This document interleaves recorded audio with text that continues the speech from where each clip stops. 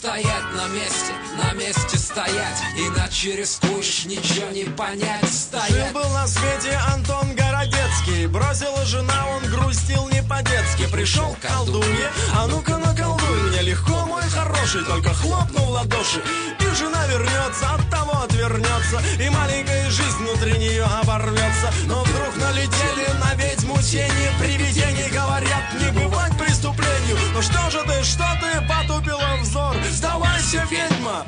Ночной дозор. И треснул мир напополам, дымит разлом, и льется кровь, идет война, добра со злом. И меркнет свет в углах паук, придет узор, по темным улицам летит ночной дозор.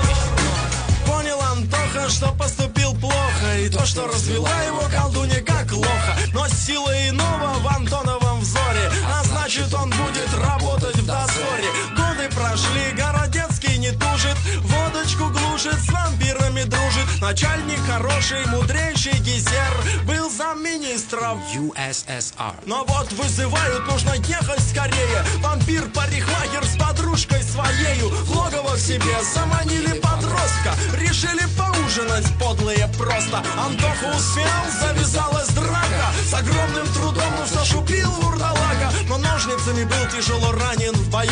При смерти был, можно сказать, на краю. Но добрый Гизер его вылечил быстро. Еще бы, а бы кого не берут в замминистры. И треснул мир напополам, дымит разлом, и льется кровь, идет война, добра со злом.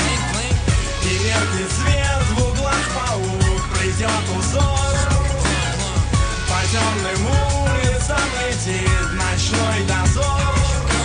Дальше беда за бедой, как по нотам. Ворона залетела в турбину самолета. На теплоцентрале чего-то взорвалось, а Света виновна во всем оказалась. Но встретив красавца, Антона влюбилась, и разрушение остановилось. Но злой Завулон из дозора дневного сделал из сына Антона иного. И как с этим справится наш герой?